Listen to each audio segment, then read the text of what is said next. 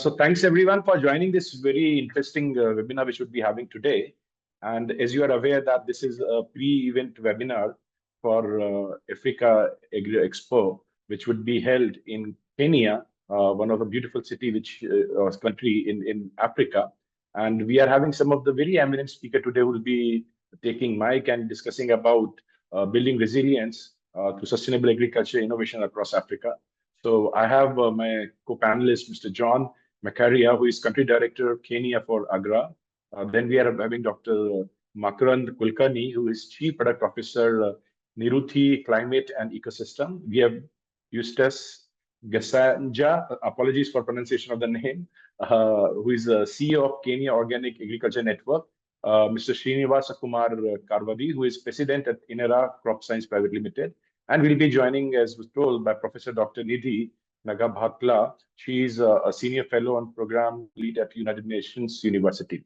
So with that, not much in the door, I would like to just share with you that why Africa is so important. So we know that Africa is, if the first quarter century was of Asia, where we have seen India, China, Indonesia, Malaysia, all increasing their agriculture prowesses and also aligning towards more of sustainability. If you see whether it's India or China or Indonesia, we have seen that the urgency of becoming more climate neutral for agriculture has increased. And with the government policies as well as the engagement of the farmers moving in the direction where we have started using more biologicals, we have started taking care of our soil a little bit more. All of them happen. Now the stage is shifted to Africa. So the next quarter century is said to be the quarter century for Africa. And Africa, we know that actually, it's a very vibrant continent. And I've been lucky enough that I visited multiple countries in Africa. I have engaged with stakeholders, whether it is from policymakers to the private sector to the farmers in multiple countries in Africa, all the way from Ghana to Madagascar. So all length and breadth of Africa, I have had the opportunity of traveling, and the very beautiful continent with very, I'll say that, agrarian economy. So if you see that still, majority of the countries in Africa, they depend agriculture substantially. We are talking about close to 60 million farmlands, and we are also talking about them to serve their own requirements of close to 1.3 billion people.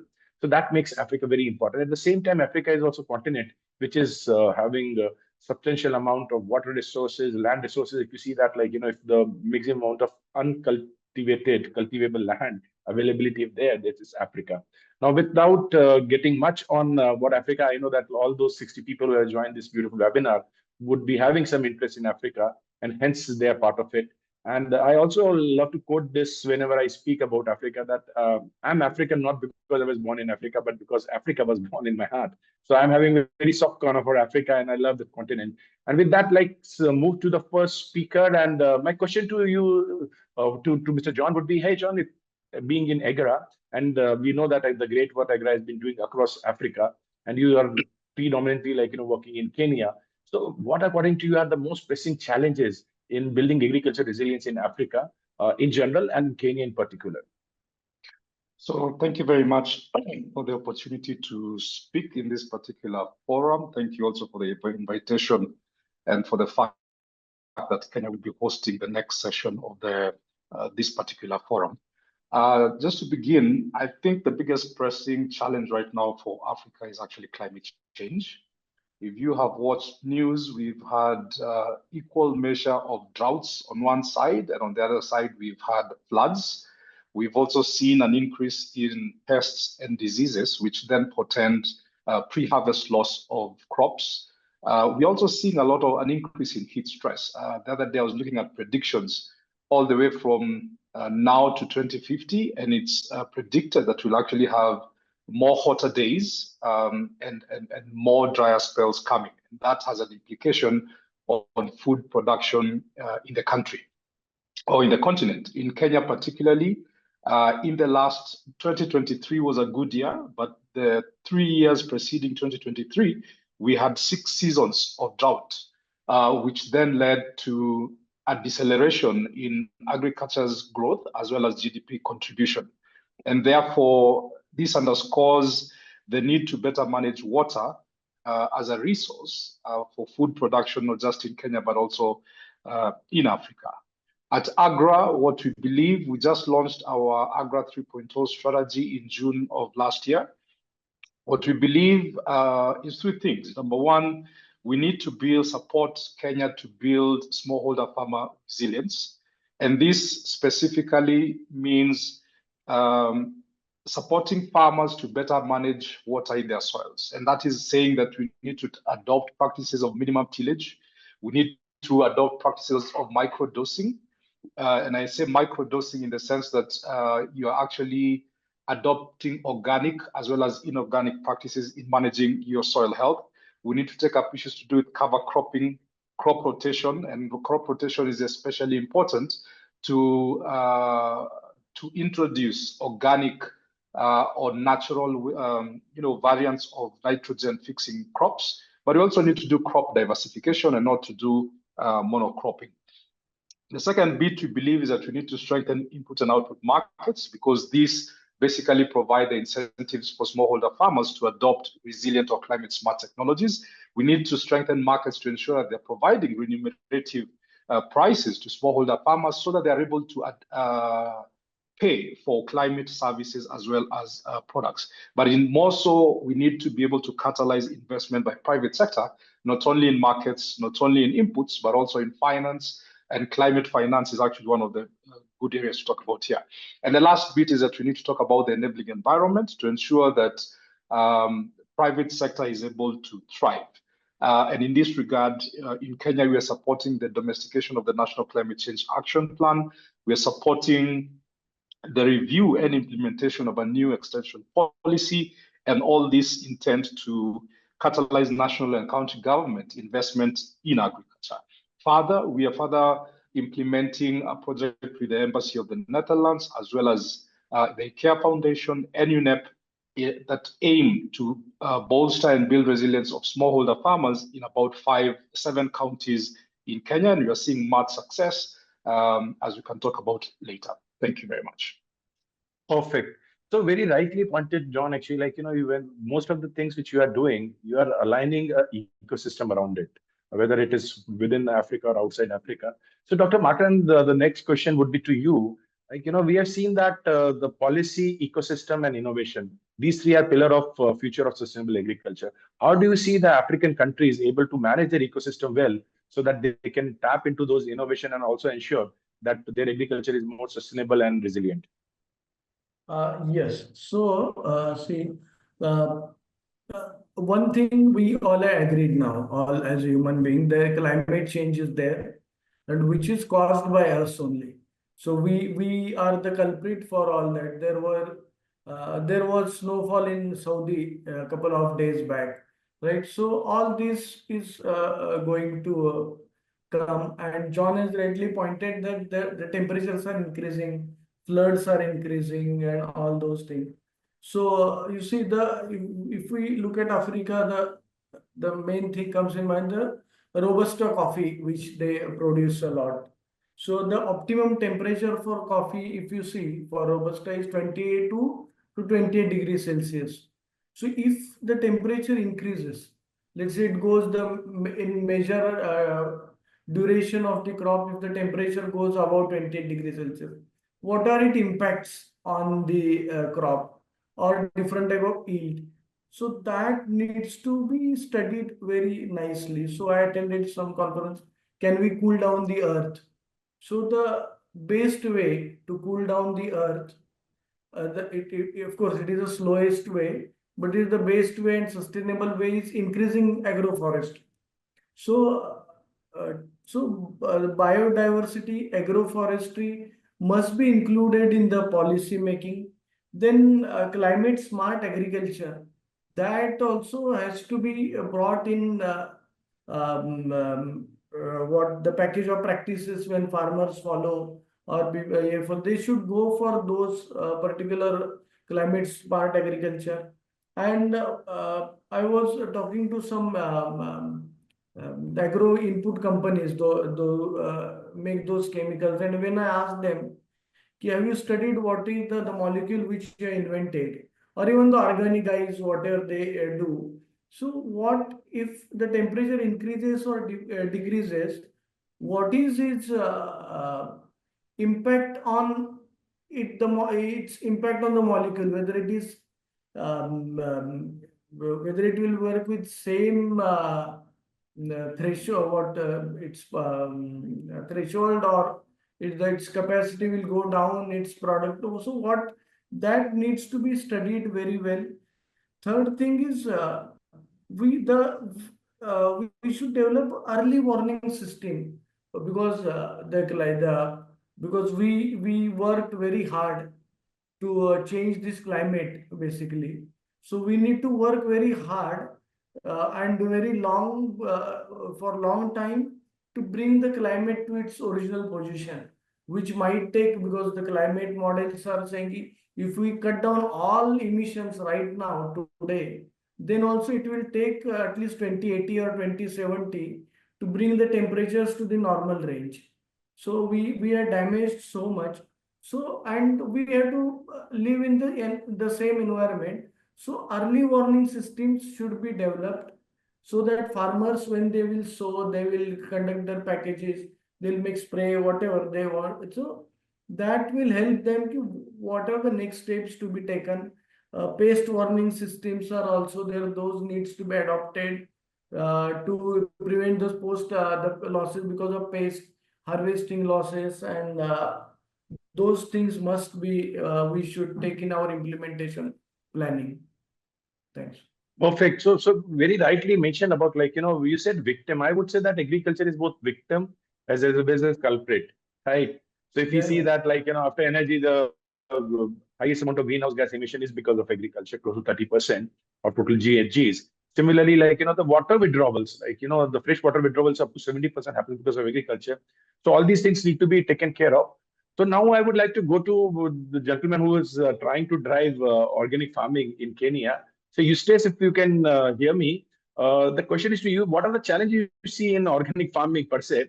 Because this word has been overused in my view, and still the challenges remain. And what innovations you feel can address those challenges?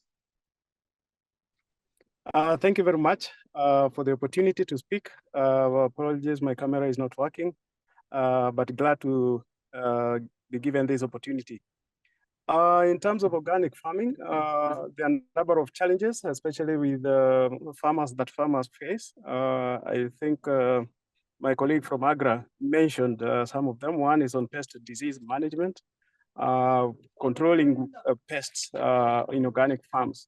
Farmers usually face a challenge also in terms of input, getting input by pesticides to control pests and diseases, and they are usually quite pricey. They are a little bit expensive.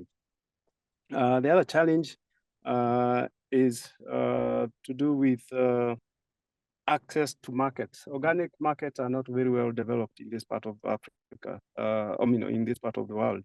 And you find that most of the organic products are usually exported. If you look at the value of our Kenyan exports, organic that are sold in the export market and those that are consumed locally, the volumes are very low. And even some organic farmers are forced to sell their products just as conventional in the conventional market, so that they do not attract prices. Access to markets and organizing markets so that products can be differentiated at the marketplace is another challenge that we face. And the other thing is enabling environment. If you look at the way the government or the current policies support agriculture, it's more inclined to conventional agriculture. And we do not have, for example, policies that are directly supporting organic. And if you look, for example, in Kenya, we have a subsidy program by the government where they subsidize the cost of inputs, be it seeds, be it fertilizers, and that is only targeted for conventional farmers and not organic. Access to finance, access to credit, it's also another challenge. There are no tailor-made solutions for organic farmers in terms of the financing, and also things to do with insurance, which can be beneficial in terms of helping farmers and organic operators manage risks. Yeah. Fair enough, Eustace. Pretty well, I'll say that listed challenges, and many of them can be solved through, I'm pretty sure, technology and innovations.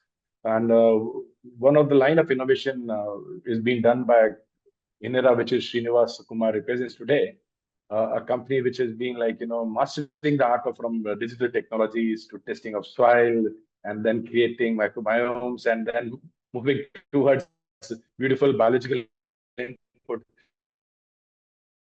So Srinivasa, the question is to like a very vital role going forward across the world, not just in Africa.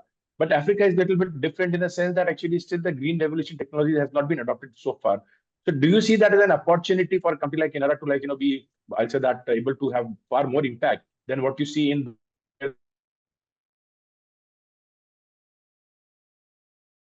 also degraded the soil in such part? Your views on how you see the opportunities in Africa, sir? Yeah. First of all, thank you so much. Really to be a part of this conversation. Thank you for that. At INERA, so anywhere farmer is a farmer across the globe. I mean, I think it depends on it's differently placed with respect to. I see certain parallels between the Asia and Africa, wherein the smallholders are majorly, the agriculture dependent largely on that. At INERA, when we talk about, we talk about wild biologicals at core, integrated nutrition and management. We heard of climate change, we heard of greenhouse emissions that are, happening at Africa, floods and ice.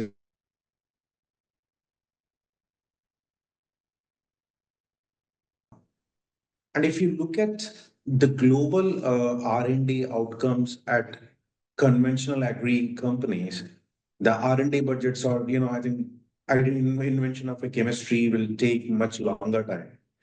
But resistance against to those chemistries are very, very quicker. And imbalanced fertilization are also affecting the soil health, which in turn affecting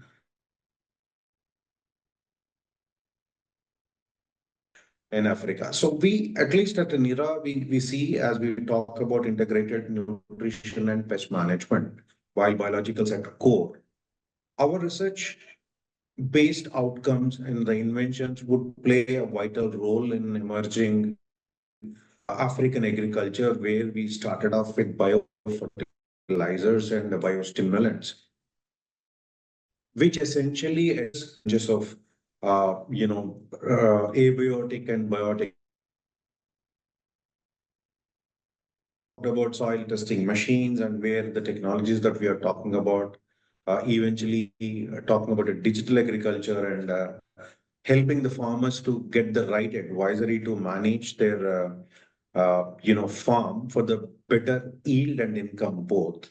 So, I mean, our earlier speakers were talking about finance access and the other things that are much critical to farmer to be successful.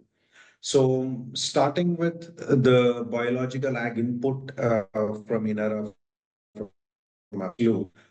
would eventually look forward to shape up the overall farmer value chain, right from off-taking, opportunities as well, which we, currently also doing it at a little scale through our Silk Route business.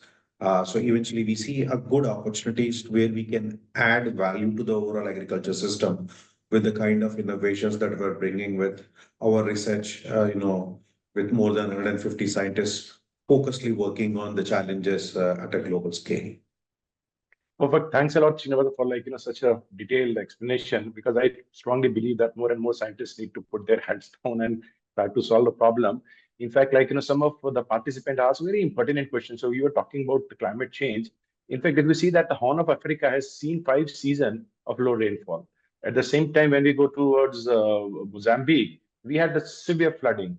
And then if you go to Central Africa, Eastern Central Africa, Zambia and all that, again, or Zimbabwe, you see that severe droughts. And then that goes all the way to the South Africa. So we are already seeing that writing in the wall. And Makarand, as you were saying about coffee, I was in Ethiopia and I was engaging with the coffee farmers. They used to say that a decade back they used to have plucking alternative days. Now they are doing it once in 4 days, and that is one of the reasons, because of the, like, this heat. Suddenly you have to find new places where you'll have a cooler temperature to grow coffee than you were. So now, next question to you only, Mark. Like, we would like to understand: are there any specific technologies which can take care of these challenges specifically related to the climate? Yeah, so as I said, we should tackle this problem in steps, right? We cannot avoid it. So first, we should think on developing smart early warning systems, basically for farmers, what to sow, when to sow, and to know that, as you said, that there is a lot of variation inside the continent. Some part of the continent gets getting like 2023 last year was worst drought in last 40 years in Africa. So to tackle that, we should have high resolution data sets. We should create some weather data sets, study those climate patterns, how they are changing, and then based on that, we should also have a good forecast system, a weather forecast system. Like I'll take a while. We in Niruthi we have basically tried to solve this, but we are not 100% successful. But we are trying to solve this. We are creating 2 by 2 kilometer gridded weather data sets, which we call weather snap. Then we have so this data is there from last 20 years, and for next 15 days we try to forecast. So the historical data, so there are two ways to tackle that problem. One is take measures while following the package of practices in agriculture. Second, can we mitigate the losses basically using insurance? One thing is there. So we can have index insurance, weather index insurance type of schemes, where farmers will get compensation for their losses which are because of weather. Farmers or whatever industry in India, even the small scale farmers who take gold loans from Muthoot, Muthoot also. So if there is heavy rainfall, there is no business for 1 or 2 days by which we call a panwala or chaiwala or something, the tea vendors or small business type of thing.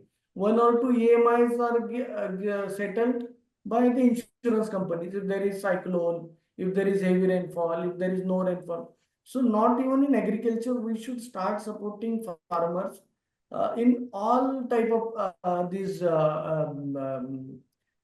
businesses, what they are doing. Even there are some insurance product we can bring in for cattle business increases, the milking cattle drops, cow, goat, or what. So for that also, we should have a database, or we should try to create such a products to help the farmers. Because farmers, they just go and sow some crop and get that. They have some livestock with them also. So all that we can include. Plus, we also have that product which we call InfeSnap. So which try to forecast based on, we try to solve the pest and disease triangle problem. Okay, when we there is a pest triangle or disease triangle, which we call, there is it needs to, for any disease it needs 3 things or pest. One is host, another is pathogen, and third is the conducive weather. So when we sow anything, there is a host on ground. Pathogens are bound to be there in air or soil and all. So we try to give that conducive weather, and then we try to say, okay, in next coming 2 weeks, 3 weeks, you might get this type of pest. So farmers get prepared. They will use proper pest, whatever biological control or chemical control is what they do. So these 2, 3 type of things we should always bring in play. Sure. Sure. So thanks a lot, Martin. And then very rightly talked about, like, availability of data set. And when we talk about availability of data set, specifically if that data set is coming from remote sensing, the satellite and all that, it's a costly affair. Like, it's not very cheap. And that brings in the importance of public sector. And along with public sector, then you need to have enabler, which can be the private sector as well as not-for-profit organization, non-governmental organization. And this is where I go back to John. John, collaboration is the key to sustainability. That is what we have been able to understand so far. How do you see that, like, we can catalyze this collaboration between different stakeholders, and your take on that to make agriculture more resilient and sustainable? So every traditional house in Africa has a three-legged stool.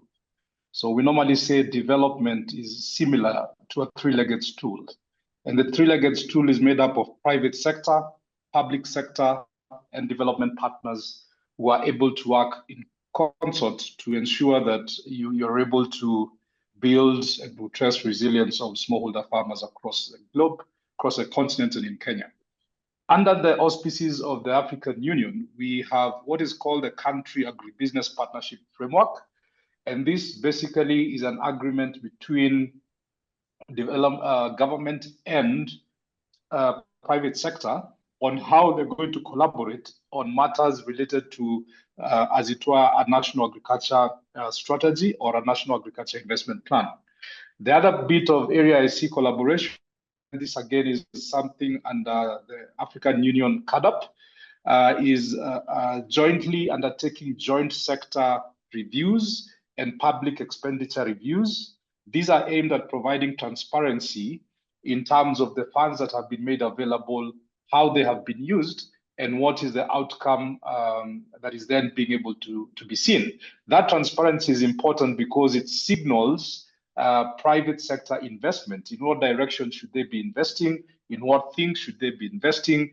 And it also allows for a handover from things that are public facing for those to be also made private sector facing. I think the work of development partners such as Agri is really to provide a facilitative role to ensure that we are catalyzing action from national governments and actions from private sector, because there must be a symbiotic relationship, and we should be able to apply funds that we might have, expertise that we might have, towards providing evidence of where there is a need for collaboration, providing evidence of situations where private sector engagement is perhaps the best approach as opposed to public sector working. And I think in some countries in Africa, we've also seen the establishment of private-public partnership policies. I think Kenya is one of those countries that have such a policy. And through this partnership, we've seen the building of a major superhighway. I think hearing of, leasing of land for production of food. So these are some of the things that you can consider to try and ensure that there's a smooth and harmonious relationship between government, private sector, and development partners, particularly Africa. Perfect, John. So, again, it is the central figure is collaboration and then the policy. So we are having Dr. Nidhi. So Dr. Nidhi, thanks for joining. And as we were talking about policies, we would like to understand from you how you see that public framework across African nations can be aligned to ensure agriculture to become more resilient and sustainable. Ma'am, you're on mute in case you're speaking. Thank you so much. Can you hear and see me? Yeah, we can hear and see you both, ma'am. So greetings from Baku, and we are here for COP29 doing discussions on just transition and also agreeing on negotiations on climate finance, and food security is the centerpiece of the discussion. So I'm going to give you some insights from the work that we are presenting and some of the other follow-ups that might be of interest for the group.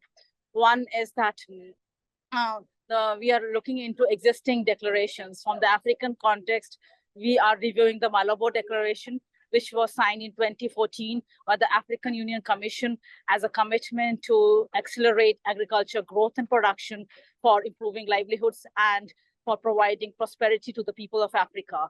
So this is 10 years almost. The declaration will end in 2025. So we are reviewing what it has achieved for all the member states of the African Union in terms of achieving the food security agenda, which of course has direct bearing with the SDGs, but also to understand the nexus approach, how food security or insecurity will impact the water insecurity, the energy insecurity, and indirectly nutritional insecurity livelihood insecurity and economic insecurity. So we are talking about intersectionality, interconnectedness, and climate change is one big elephant in the room, which impacts all these goals and targets in some way, either directly or indirectly. What we are looking at in our discussions, in some of the sessions we are coordinating as a UN agency, is to work on policy coherence and financial mechanisms that can integrate, that can steer integrated agenda, so that there are no siloed approach to achieving the combined goal of resilience,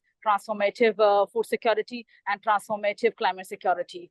One big step towards that is that there is acknowledgement of policy incoherence. That means there is still a kind of very sectoral jurisdictional approach to managing food security in Africa, but also in other parts of the world. So how do we ensure that there is a comprehensive plan to address food security and agriculture growth? Because agriculture growth is not directly linked to farmers or fishers or pastoralists or other direct or indirect stakeholders, but it has a direct bearing with the amount of water that is required through irrigation modalities, the amount of energy that we will require to supply the water security mandate. So this whole nexus approach is also being discussed, so that the financial pledges in the loss and damage fund, the adaptation fund, and also the just transition pathways can take a policy coherence approach in operationalizing the documents to action. There are no siloed financial channels, but there are more integrated agendas where multifunctionality and multiple use of the financial commitments are monitored and evaluated on a regular basis. The post-Malabo Declaration that is already being discussed as Malabo Declaration of the African Union Commission for Food Security ends in 2025. This discussions from these three Rio Convention COPs this year. The first COP16 in Colombia that concluded in October, the COP29 in Baku for climate COP, and the COP on UNCCD that will commence in December. All the three Rio COPs in 2024 is signaling that we have to integrate our agendas for water scarce regions, for food scarce regions, for communities and countries that can benefit from learning from best practices from each other rather than reinventing the wheel. One interesting practice that we want to kind of, we are propagating is that innovations that are discussed in a more of a siloed manner is put into practice through pathways, through interventions, through policy support systems that can make best use of innovation. Also innovations in digital science, like artificial intelligence, data management capacities, data storage capacities. So this is the whole spectrum of sustainability requirements that we need to deliver the goal of resilience. So I'll pause at that. I'm happy to send my greetings from Baku. Yeah, thanks a lot, Dr. Nidhi. So last year, COP28, I was in Dubai, and unfortunately, things have not moved that. We are rediscussing a lot of things again and again. And I think, we take more serious note of the urgency of the climate change, because some of the panelists we just discussed the type of heat stress, the drought, and the challenges which we are facing. And even in India, if you see that the productivity of wheat and because of the heat stress and all that, all are creating more challenges and more questions. So now I would like to go back to my friend from Kenya. So I would like to ask Eustace. Eustace, actually, very rightly John mentioned about 3 lakhs tool, where actually the public sector, private sector, and non-governmental organizations being the 3 legs. I would add another leg, which is farmers. Now, how to ensure that farmers understand these new developments and move towards organic or sustainable farming, and at the same time, the lack of knowledge which we are having. One of the attendants also asked that question, that the lack of knowledge can also be one of the reasons where the adoption of organic practices is not that much. So how we can support farmers in a better way? Thank you very much. Yes, and thanks for adding the fourth leg. Farmers play a critical role in creating a resilient agricultural system, and they are. To start with, farmers are often the first people to notice changes in climate patterns, such as droughts and predictable rainfall. And they usually do experiment to see how they can adapt into the new changes. And one of the ways we can support farmers is to adapt by creating, disseminating knowledge about the organic practices which they can practice, and also how to adapt in terms of either getting more or selecting more resilient crop varieties, diversification of their cropping systems so that they do not only do monocropping, but diversify so that they also diversify the risks. Three is by adapting organic agriculture practices like agroforestry, crop rotation, self-conservation methods, practices that enable them to be more resilient and more adaptive. And also the use of organic inputs like compost, green manures, and reducing the use of synthetic chemicals, and adopting more organic practices that enhance soil health and that preserve ecosystems. The other thing. Yes, it should be like, pretty well articulated, and I think we'll have to move a step above the compost and slurry and all that, because consistency of these product has been always challenging, because farmer doesn't know exactly what nutrients would be going, because he doesn't even know exactly what would be there in the compost or the slurry. Srinivasakumar, we go back to you, and we have heard, like, about even the climate part of it, climate financing, the challenges associated with that. How do you see going forward that actually, like, sustainable practices to ensure that climate neutrality can be achieved through research and innovation? Your take on that, sir? Yeah, so I think a lot has been said on the way things are getting affected with climate change and the sustainability, etc. At least I feel the pathway of minimizing and bringing the sustainability into the picture, reducing the carbon footprint, at least in African agriculture.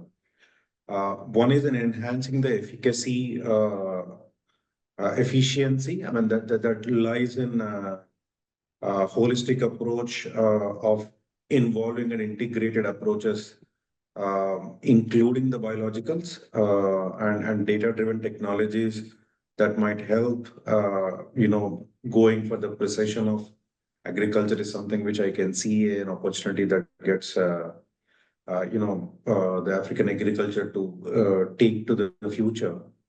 And renewable energy and strong policy frameworks. I mean, a lot also has talked about the policy frameworks to empower the farmer, and also, insurance piece. Someone talked about the finance and the insurance. It can well be integrated into the changing scenario. That becomes very, very critical, and knowledge and resource to implement all these strategies at an agriculture to the farmer. Education and extension becomes very, very critical at this point of time, because the technologies are changing, but a lot of good, R&D focused companies are evolving. I mean, including one of them is INERA, which absolute, evolving beyond the traditional organic fertilizers to a lot of, innovative agricultural practices that could actually help the farmer to have more efficient nutrient use efficiencies, or, addressing the stress tolerances, etc. So the technology becomes critical, education and extension becomes critical, policy frameworks become critical, and I think integrated approach, with whatever the possible systems that could exist, with a thrust from the individual expert companies or functions or departments of a government, would become relevant and critical going to the forward in the future. Srinivasa, you just touched upon the climate financing, and in fact, I would like, if in case shed a light little bit about insurance product, which also I was absolutely is having, because when I was going read about it and learning about it, it's pretty innovative. So I would love the audience to in a couple of, if you can share about that as well. Oh yeah, sure. And at Absolute, I mean, we are actually helping, in parametric insurance for the farmers to, insure their crop against certain events that might possibly take and affect their crop yields. I mean, this basis, For many years, I think we have collected a lot of data from the past, about 20 to 30 years, with available 7 to 8 satellites. And with cleaning up data with using AI ML, we actually have built those possible events that could actually happen and predict the weather that might help the farmer to be prepared with that. So, along with Government of India, actually, there is an insurance called Pradhan Mantri, Fasal Bima Yojana, which we are a part of the team who actually helping them to, design this very specific product and distribute it to the farmers. Not only at a government level, I mean, there are a lot of agri input companies, who want to sell a good hybrid seed, but the cost of the price, the price of the seed becomes inhibitor for a farmer to decide because any drought or anything could possibly spoil him. So even those companies are approaching us to design certain, formulate certain insurance product to, design those products so that the climate risk is disassociated by ensuring the possible events which might pull down the yield or income of the farmer.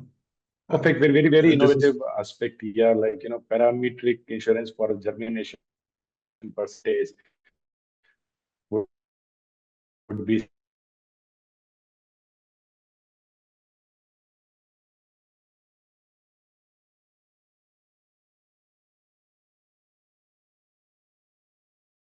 some farmer would love to have it when he buys seed. And women would like to understand from you, like, what are ensure that our farmers, they adopt more sustainable practices forward. I think we have some technical issue with Dr. Nidhi. So with that, we would like to conclude this awesome panel discussion. And I would like to summarize by saying that we all agree that the agriculture need to be more sustainable because we want it neither to be the victim or the culprit for climate change. And at the same time, I would also take this opportunity to invite you to this event, which is Africa Agri Expo 2025, which is scheduled to happen in Kenya, if I'm not wrong. And we also would like to, on behalf of the organizer, invite you to a co-located event, which is Future Food, Livestock and Poultry Expo 2025. So with that, signing off, this is Deepak Pareek, founder of Honeybee. Thank you.